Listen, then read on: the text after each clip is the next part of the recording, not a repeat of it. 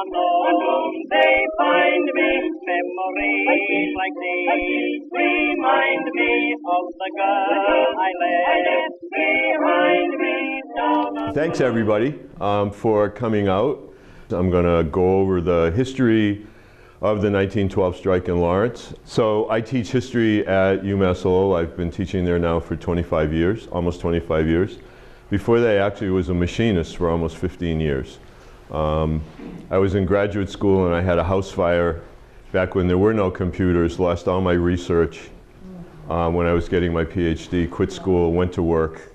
15 years later, the place I was working in closed, and I said, okay, maybe that's a sign. The fire was a sign, maybe the closing's a sign. Went back to school, and here I am. So I like telling my students that you never quite know sort of which way things are gonna actually twist and turn. And so the Lawrence strike, just to sort of frame where we're going, is essentially a strike about women and a strike about immigrants. And in some cases, the two are together, immigrant women.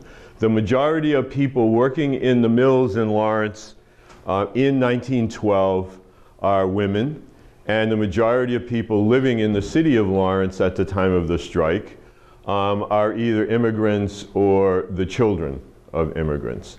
And hence, it's both an immigrant and a women's strike. And it's somewhat unique in America because most labor organizing, most strike organizing that had been going on in America during this period of time actually neglected organizing women, thinking that women couldn't be organized, didn't want to be organized, were only working for what the expression was, pin money, which I'm sure most of you are familiar with that expression, and that actually they were just going to work for a little while and leave.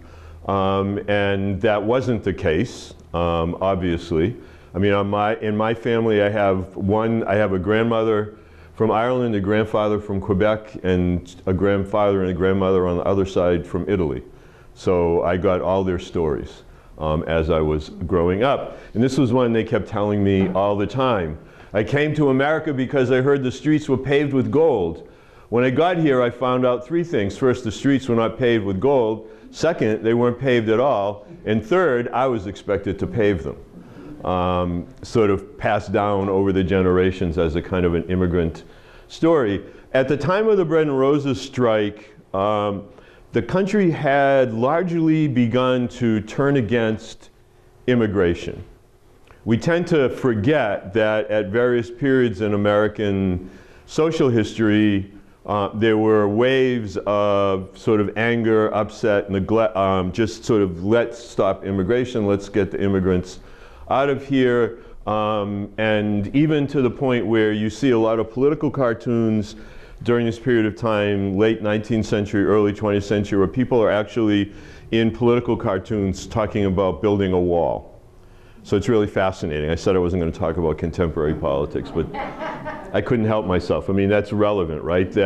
And so the strike, when it happens largely in the context of a sense of anti-immigrant feelings in the country, which is going to culminate in the 1920s with very restrictive immigration legislation, sort of outside the bounds of what we're talking about. But in question, if you want to ask me more about that, I'll certainly talk about. This is clearly a cartoon where Uncle Sam does not look happy at the immigrants coming in. And if you can see the details, this is actually very much a cartoon against Italian immigration. Because with this little poster over here, talks right on the top of this little poster is mafia.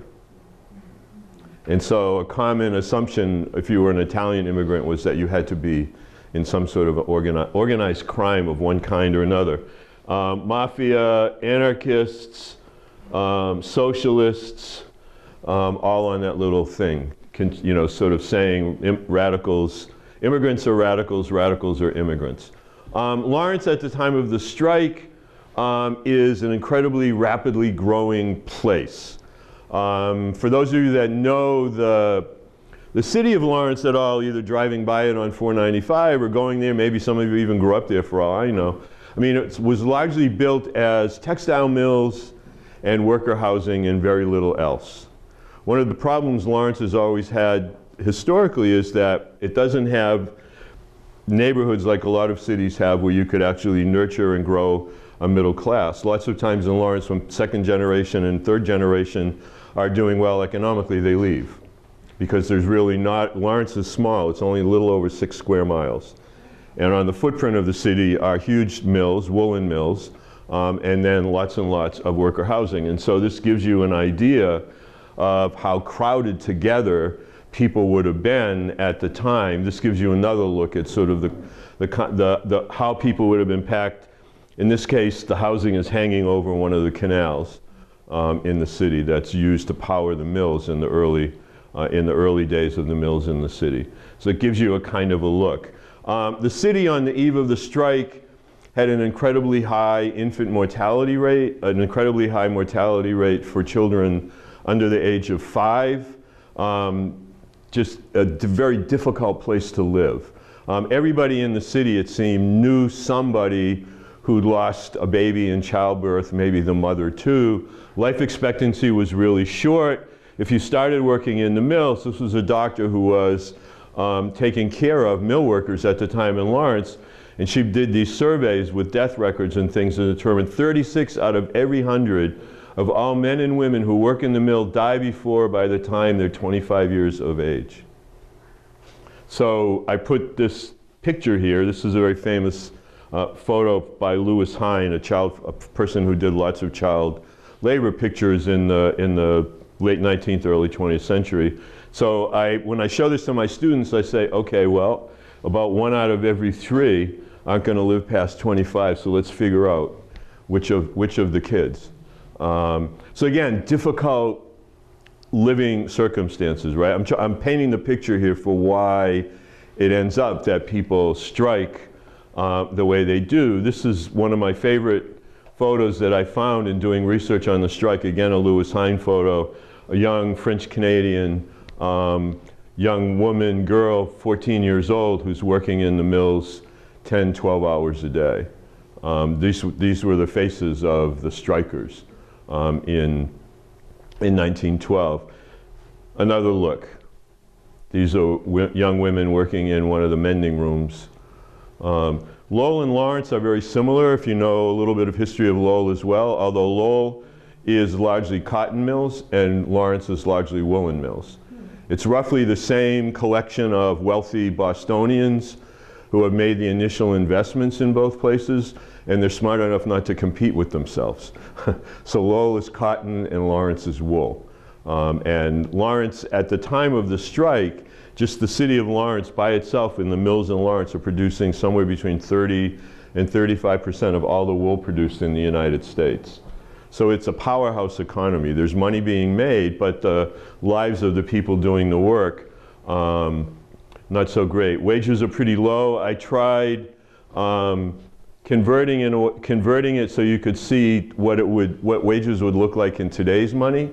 When I was doing this stuff with young kids and I would say they made 18 cents an hour, they had no, it didn't translate, right? So by sort of computing, there's ways to judge inflation and whatever. And so this gives you the idea. Average male wage, 18 cents, $4.26 an hour. In today's money, $230 a week.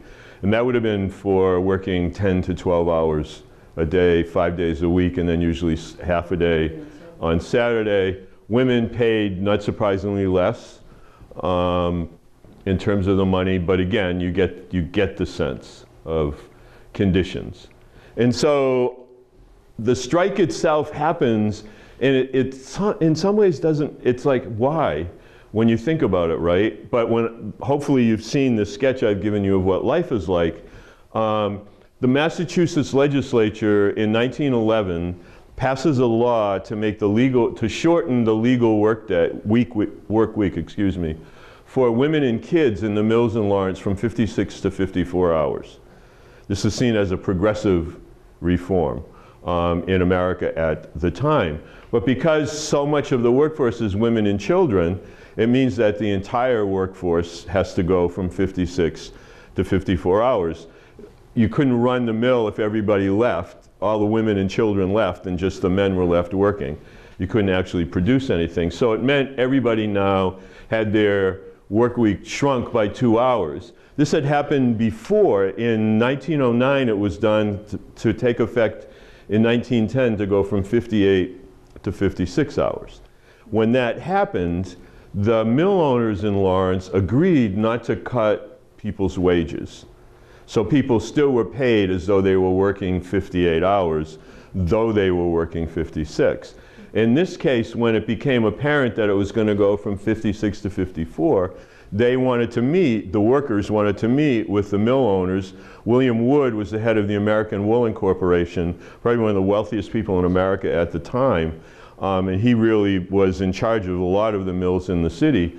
And they wouldn't meet with the workers. So the workers sort of put two and two together and said, well, if they're going to not cut our wages, they'll tell us, right? That's good news. Why wouldn't they tell us? So if they're not telling us, it probably means they're going to cut our pay. And so what happened was, over the course of several weeks leading up to the start of 1912, when people were going to get their first paycheck, workers had meetings all over Lawrence. And these meetings were organized by a union group called the Industrial Workers of the World, who were active in Ipswich during this exact same period of time. I'm going to make several Ipswich connections here before we're finished tonight. But the Industrial Workers of the World were in Ipswich too. The Industrial Workers of the World were very different from all other union organizations at the time in the United States, in that they basically had a philosophy that said, if you work for a living, we'll try to organize you into a union. If you're black, if you're white, if you're male, if you're female, if you're an immigrant just off the boat, we don't care. If you're a worker, we want to organize you.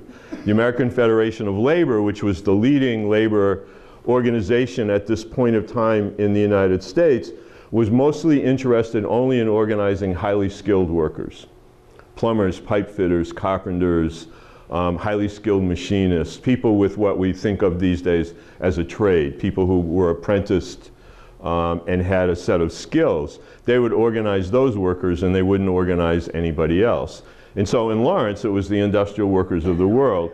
And in Lawrence, it was the Industrial Workers of the World organizing in all the immigrant neighborhoods in the city. So in the lead up to January 1912, these meetings were held all over the city, and then periodically 2 or 3 people from each of the immigrant groups in the city, there were 35 different nationalities in the city at the time of the strike, they would meet as a group, 50, 60 people, and a commitment was made in November and December of 1911, before the strike started, that if in fact the strike happened, all the meetings that would take place, all the communications between the workers and the managers, everything that happened in the strike would be translated into every single language of all the groups in the city.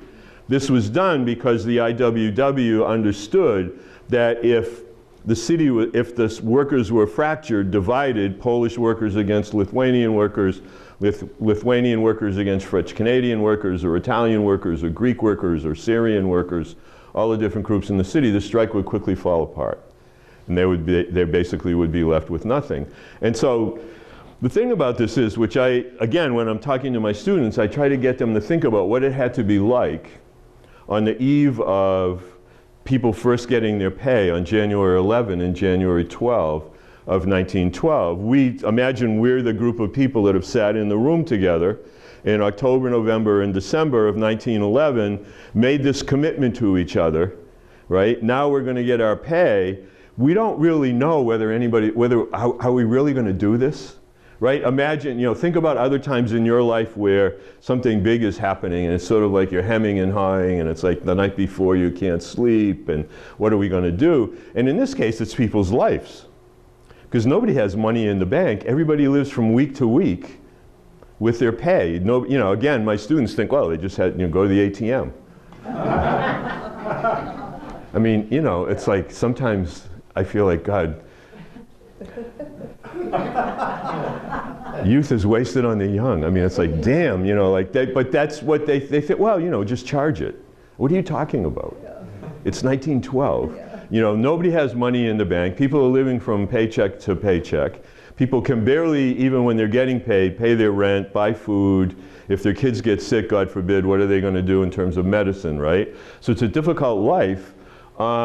But actually what happens is on January 11th, when the first group of workers get paid in the Everett Mill in downtown Lawrence, it's largely a Polish workforce in that mill, and they walk out. They get their pay, they say our pay is cut, they walk out as planned. And they parade around to all the other mills in the mill district in the city of Lawrence. The mills are pretty confined to one area on either side of the river. And they're yelling into the windows telling everybody, you know, our pay has been cut. And the next day when people get paid, more workers get paid, they all walk out. And within a couple, and so this was on a Thursday and a Friday.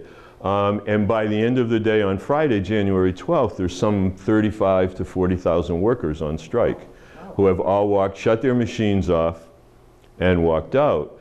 And the mill owners, William Wood and others, are quoted over the weekend in the Lawrence newspapers, the Lawrence Eagle Tribune and other newspapers. They'll be back to work on Monday. They're just blowing off steam, right? They don't think that the workers are going to be organized in such a way that the strike would be able to sustain itself. Much to their surprise, meetings like this start happening. Again, if you're familiar with Lawrence, if you've ever been up there, if you grew up there, whatever, this is the Lawrence Common. And strike meetings would happen outdoors in the winter on the Lawrence Common. And this is a photograph of one of those strike meetings. There used to be, not anymore, but on the Common there used to be a really glorious bandstand, right, which all town greens and town commons had back in the day. And so speakers would be up in the area there, and what would happen is, what you're seeing is, what people did is, if I spoke Italian, and the person speaking was speaking Italian, and I also spoke French, I would find a whole bunch of people who didn't understand Italian but understood French, and I would be listening and translating to you from the Italian to the French. And so all over the Lawrence Common, there would be these kinds of meetings, which is really incredible. Again, it's cold. I read every issue of the Lawrence newspapers during the strike. One of the things I was looking at was what the temperature was. And I swore that I would never complain if it was cold, because, you know, this is before fleece and all the other kind of things we all bundle ourselves up with. And to add insult to injury with the cold, one of the things that the mill owners did when strikers tried to congregate in front of some of the canal bridges that would lead into the factories, and they would try to block anybody who might be attempting to go to work, that from the inside out, they would spray them with cold water. This is a famous photo from the strike of people being sprayed with freezing cold water on a freezing cold day. And so fairly quickly, what the city did is essentially establish martial law. They essentially suspended civil liberties in the city of Lawrence. Basically, they curtailed free speech. They said strikers, more than 2 or 3 strikers couldn't congregate together on a corner.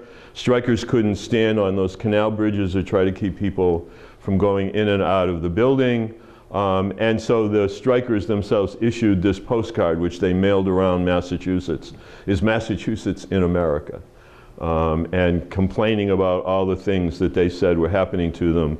And in the second week of the strike, the mayor of Lawrence called in the state militia to come and patrol the streets of the city with bayonets at the end of rifles. One of the things that they did, that they made illegal, was people grouping together, standing still in front of those canal bridges.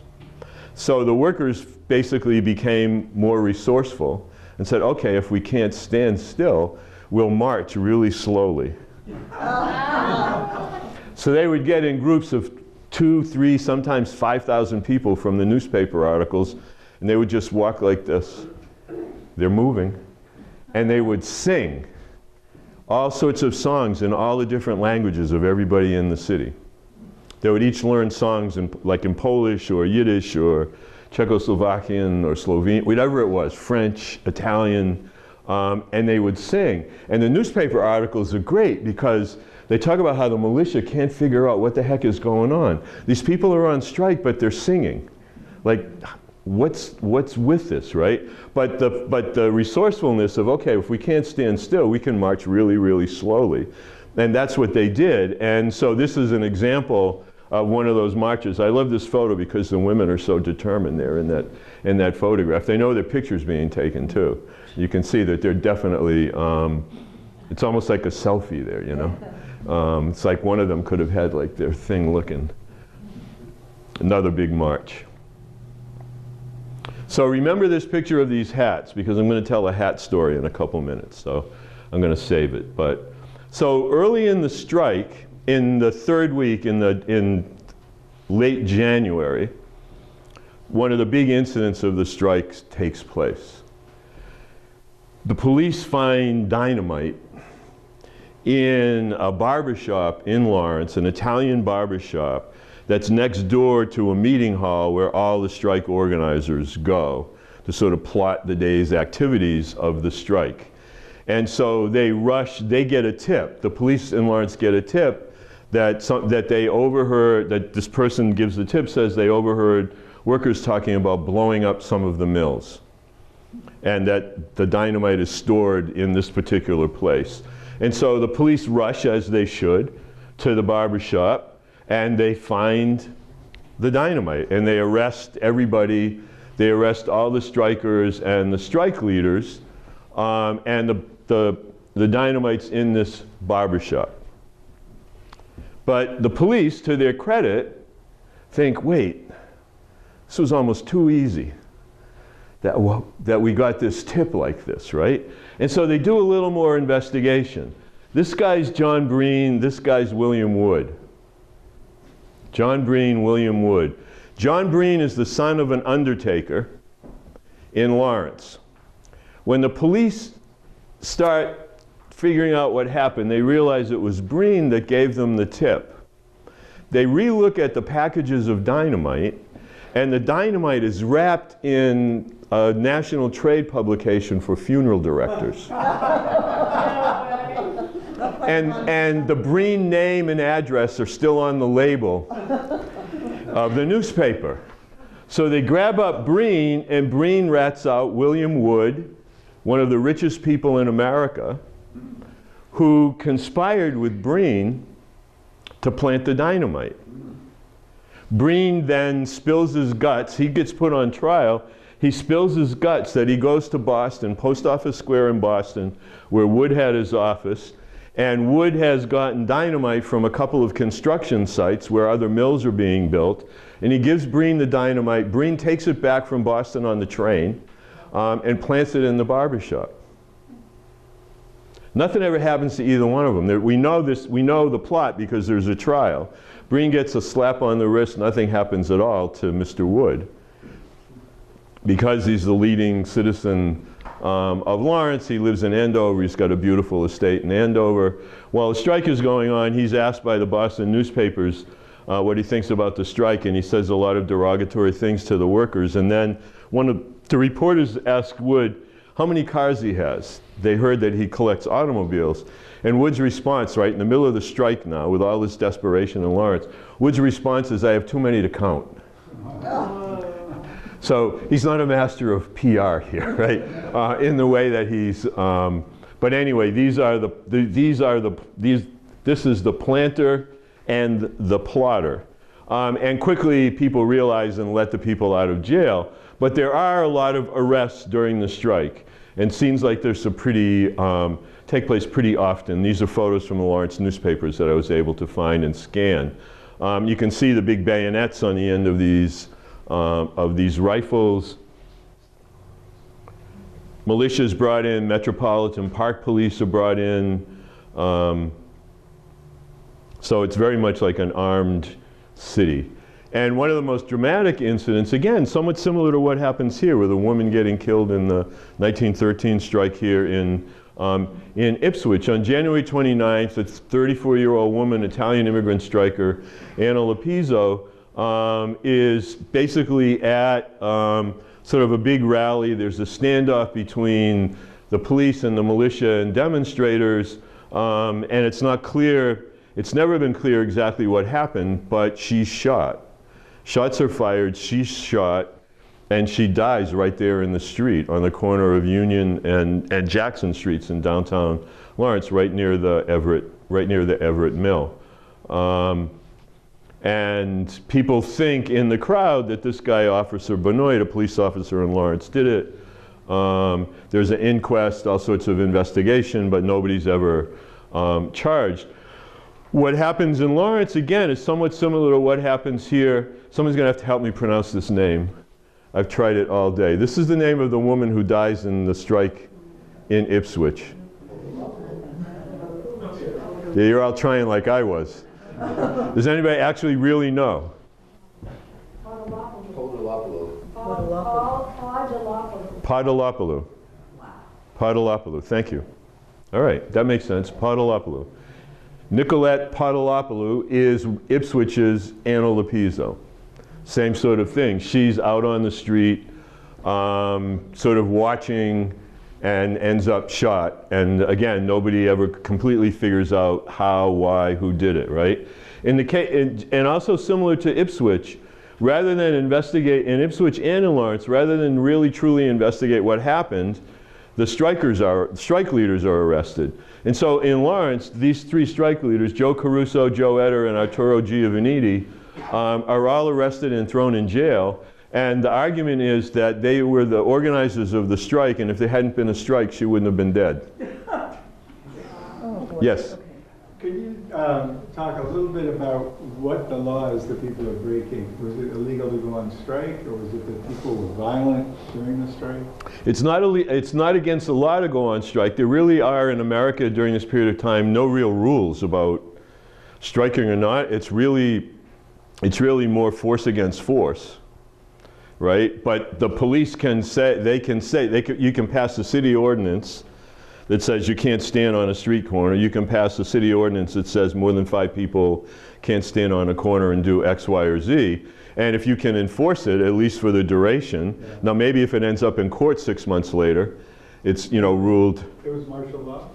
Yeah, in effect it was martial law. Then they could just say whatever they want. In effect, the mayor basically, that's how the National Guard, the militia, the state militia, all end up. And these three guys end up in jail. They get arrested in late January 1912, and they stay in jail until November. They're put on trial. They're actually put on trial for murder, even though 3 of them aren't even in Lawrence when Anna Lopez loses her life. And they're witnesses, eyewitnesses. They're away raising money for the strike and doing other things. They're not around. But they end up in jail in Salem. And they go on trial in Salem, Massachusetts. They're found not guilty, but they're in jail from January to November. They're in jail for almost an entire year. This is Anna Lopez's gravestone. At the time of the strike, they basically put her in kind of like a pauper's grave, and several years ago, people started commemorating and remembering more and doing more historical research on the strike and the history of the strike, and people decided to sort of not rebury her, but sort of create a ceremony and put a gravestone there that would honor her life in Barre, Vermont, which is a famous place for granite workers and quarries and just incredible sculpturing out of granite. They basically made this stone and donated it. And so now in the cemetery where she is, this is what's in the grave. This I like too. The Lawrence District Attorney. 1 policeman can handle 10 women, while it takes 10 policemen to handle 1 woman. The women during the strike made the police crazy. They just couldn't figure out what to do with, and lots of cunning and bad temper. And so it turns out, like, all the arrest records from the strike were saved, and they're in the possession of the Lawrence History Center. And you can go through them, and when you go through them, you realize that women living in these tenement blocks got arrested together in groups. They would go out together on a given day, and if something happened, 5 or 6 of them would get arrested. Then when you look at the arrest records, you can see the addresses are all the same. It's like, wait, what's going on here, right? So it's almost like the night before they decided they were going to do something, anything, right? And they were going to maybe they would get arrested, maybe they wouldn't. But very purposeful activity on on these women's part. To go back to the hats and interject the hat story here, one of the things that they got arrested for the most, so those big hats, right, stay on your head how? Hat pins. For you hat people. Hat pin. And they're pretty long, right? Yep. So, when the state militia came, one of the ways that they tried to intimidate the strikers was ride down on groups of strikers on horseback and chase them down the street, right, on horseback. And that was going to intimidate crowds, 3 or 4 big horses running at a group of people. So the women figured out, okay, we can play this game too. So they would bait somebody on a horse to chase a group of women into an alley. Horse would go down into the alley chasing the women. Women would come up behind the horse with hat pins, stick them in the horse's butt. Horse would fly up, throw the militia person off into the snow, and then the women would proceed to beat the crap out of them. Whatever, but I'm just telling you how it was, right? Whether you find this horrible behavior or whatever, I'm just telling you what it was. And they got arrested. They got arrested. The other thing that they would do is grind up red pepper and put it in little handkerchiefs, and if the horse chased them, they would turn around and throw the red pepper in the horse's face, and the same thing would happen. The horse would rear up. So they were very creative, very clever. A key moment in the strike. So besides the death of Anna Lopez and the sort of street theater that's going on, by early February, the strike's been on now for 3.5, 4 weeks. People, if anybody had any savings, it's gone. The strike committee is trying to raise money to buy food, to feed people, but people are extremely worried that children going hungry might force their parents, right? I mean, nothing worse if you're a parent than your kid being hungry, right? And so this is of big concern. And so now something unique happens in American history to this point. Lots of other strikes in Europe are going to employ this tactic, which has never been employed in the US up until this time. And that is, they're going to find sympathetic families to send the kids to for the duration of the strike. And this is a tactic that was used in French strikes, Italian strikes, Greek strikes, other strikes in Europe. And all these immigrants coming in are bringing their politics with them. When they come across the ocean, they don't all of a sudden like forget everything they knew, right? They have a set of politics, and this is a tactic. And so from New York and other places, sympathetic families say, we'll take a kid, we'll take 2 kids, whatever. And so this whole children's exodus is organized to send kids out of the city for the duration of the strike, so they know they'll be safe, they'll get 3 square meals, go to school. And so kids end up in Boston, New York, Philadelphia, Barry, Vermont, a whole bunch of other places. Several hundred kids get sent away. And for a while, this is a strike kitchen in Lawrence where they're trying to feed kids, but look how many kids are there, and that's just like a small snippet of all the kids in the city, right? And so trains are arranged, and kids have these, if you remember way back in the day when if you were a kid and you flew on an airplane, they put one of these little things on you, like who was going to pick you up at the gate or whatever. Every kid has one of these tags when they leave Lawrence. It says who's going to get them at the train station in New York City or wherever they're going to go, their name of their parents, whatever, and kids get on trains and start to go. And this becomes a huge deal. This is one of my favorite photos. These are kids, Lawrence kids in New York City being fed. Pretty cool. And so this allows the strike to continue when perhaps it would have flagged. Kids in Barry, Vermont. The reason why the Barry granite ends up being in Anna Lopez's grave is Barry and Lawrence become very connected during this particular strike. And lots of kids, particularly Italian immigrant kids, because a lot of the stone workers in Barry, Vermont are Italian. Significant numbers of the kids that end up in Barry, Vermont are Italian kids. And this really helps win the strike. Now what happens is the to sort of paint the picture of the cartoon, the mayor of Lawrence and William Wood and other people are flipping out because the fact that all these people are taking kids means that the strikers can sustain themselves longer than they might have otherwise. And each time kids end up in New York or Philadelphia or someplace else, there's sympathetic newspaper articles about the strike, about the plight of the workers. And by this point in early February, newspapers are coming from all over the country and all over the world to Lawrence to cover the strike. It's like huge news, right? You've got all these different nationalities, and so you've got British papers, Italian papers, Greek papers, German papers, all these newspapers are there. And so the publicity by and large is favorable to the strikers. The strikers have made a commitment to nonviolence. They're going to organize and walk slow, and I suppose sticking a pin in a horse's butt is a violence of a sort, but they're not fighting with the police or the militia. They're very determined. The strike leaders say we can win with our hands in our pockets. And so there's not the sort of backlash that there might be, if windows were being broken or fires were being set or machinery was being broken, things like that, which people could seize on and sort of paint the strike in a really bad way. And so the mayor decides no more kids can leave. Makes an edict. No more kids can leave. And so early in March of 1912, a group of kids have already had tickets purchased to go to Philadelphia. The train is in the train station in downtown Lawrence.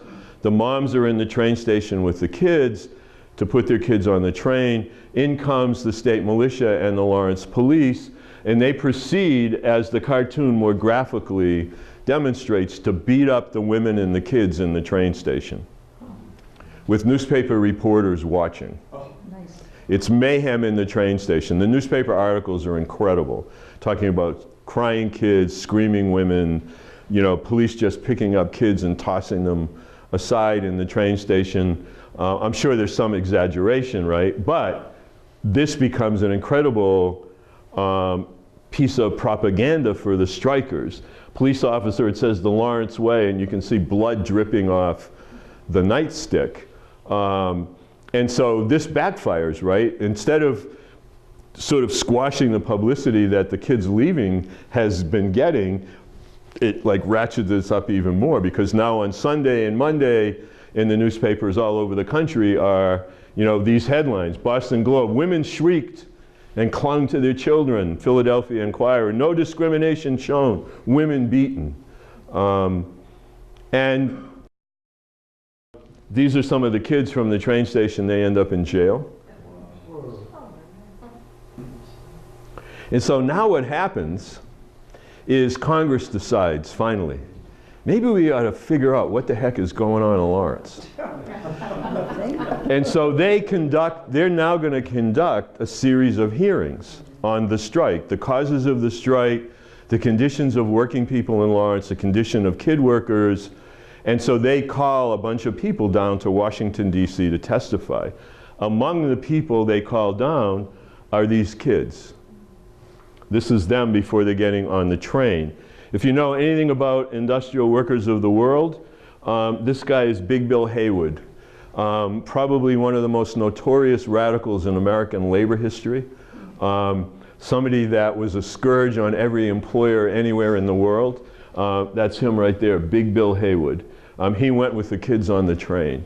And so the kids go and testify. This young woman right here is named Carmela Tioli. She's famous because when she goes to testify, and the president's wife, president is William Howard Taft, his wife goes to the hearings. And the newspapers say when Carmela Tioli testified, Mrs. Taft wept.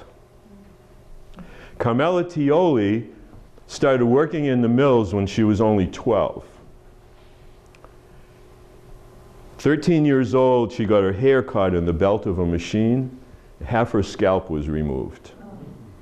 She ended up hospitalized for months.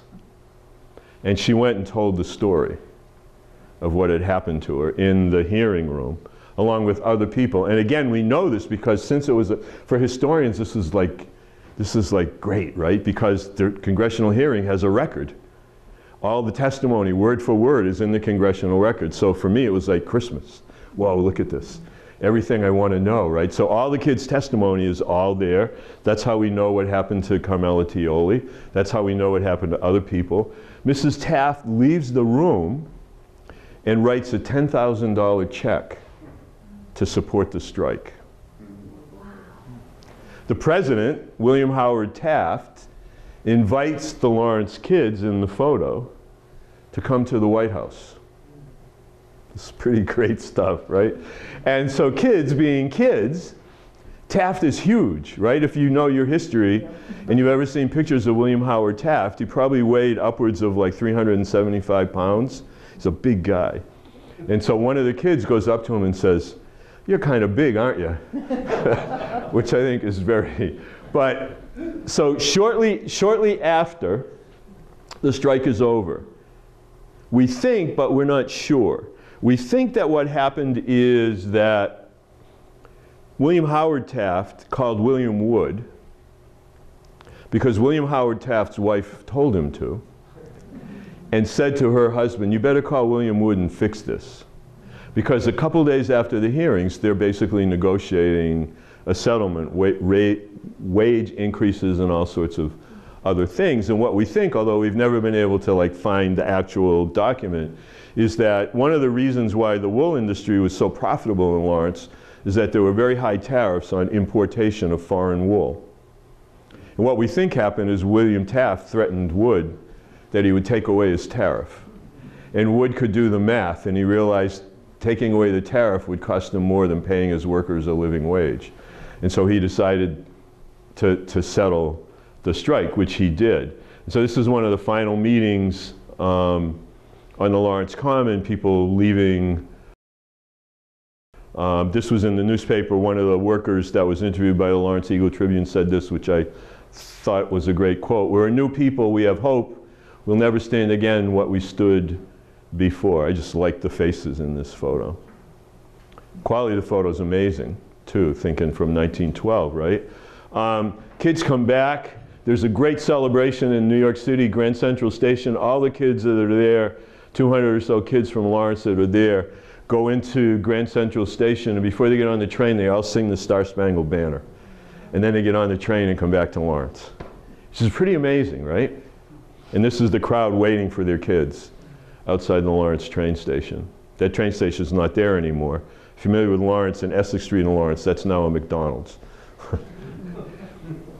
History gone. This is Giovannitti, Caruso, and Etter at their trial. You can see, if you can look carefully, they were all handcuffed in the trial, in the jury room in the trial. They're basically found not guilty, but again, they're arrested in late January 1912. They're not found not guilty until November 26th. So they're in jail for almost a year for not having done anything. The strikes are going to spread, and so the Ipswich strike is part of a continuum, right? And I want to talk a little bit about that, and then I'll be done, then we can chat. So there's a strike right after this one in Lowell. This is a picture of Merrimack Street in Lowell, with strikers marching down Merrimack Street in March and April of 1912. There's a strike there. Then there's a strike here, the Ipswich Hosiery Mill, which at the time is one of the biggest stocking mills in the country, right? This is a great photo on the historic Ipswich site. This, like when I found this, it was like, oh man, I almost wanted to weep. I mean, it's a beautiful photo. God, that survived is just incredible. I was poking around on the website and I said, gee, this is like, I would like this to be big and hanging on my office wall. I mean, look at the faces. And I grew up in Beverly, right? So I never thought of Ipswich as a city of immigrants. I thought of Ipswich as a place that kept running me out of Cranes Beach. Like that, when I started like doing more investigation to come to do the talk, and I thought, wow, there's like a whole history here I never knew about Ipswich, right? And so this really, again, this is another beautiful photo. from the strike that was here in 1913. And some of the same IWW organizers who are in Lawrence are here in Ipswich, organizing the strike in Ipswich.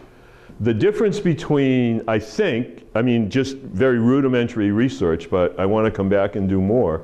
One of the differences is that a lot of the non-immigrant workers in Ipswich, who actually probably were immigrants, but they were probably second generation or third, and they saw themselves as distinct and different from Greek or Italian immigrants who were coming in at the turn of the 20th century, they wanted to keep working. And it seems like from what I was able to read, there were a lot of confrontations between non-striking English-speaking workers. And on the day of the incident where the woman striker gets shot, there's a confrontation as people are leaving work. The English-speaking strikers apparently, non-strikers, excuse me, apparently complain to the police, tensions rise, shots are fired, and she ends up dead. But these are great photos of the whole sort of, you know, to be able to frame the story. And 7 people are wounded, they're taken to hospitals in Salem. And so the level of violence is actually greater here than it was in Lawrence, which surprised me. That'd not be what I would intuit, right? And the other thing that happens is a lot of the immigrant families that are living in Lawrence are living in company housing. And the owners of the mills evict all the strikers from the company housing.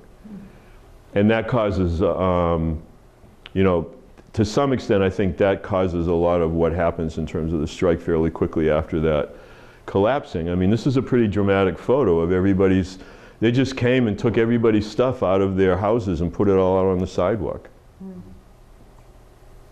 This is a photo from, I mean, it's on the Historic Ipswich website, but it's a photo from the newspaper.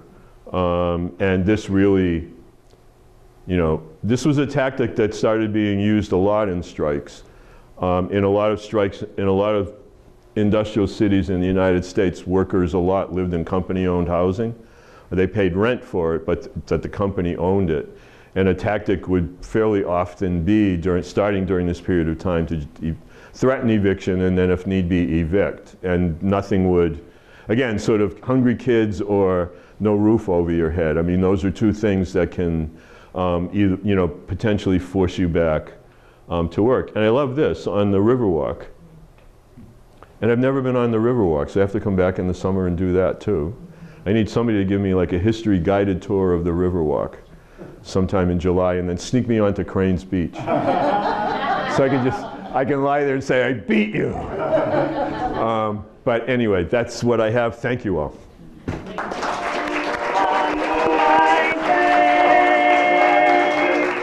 could hear the voices ringing, great seems to say, you have stolen my heart.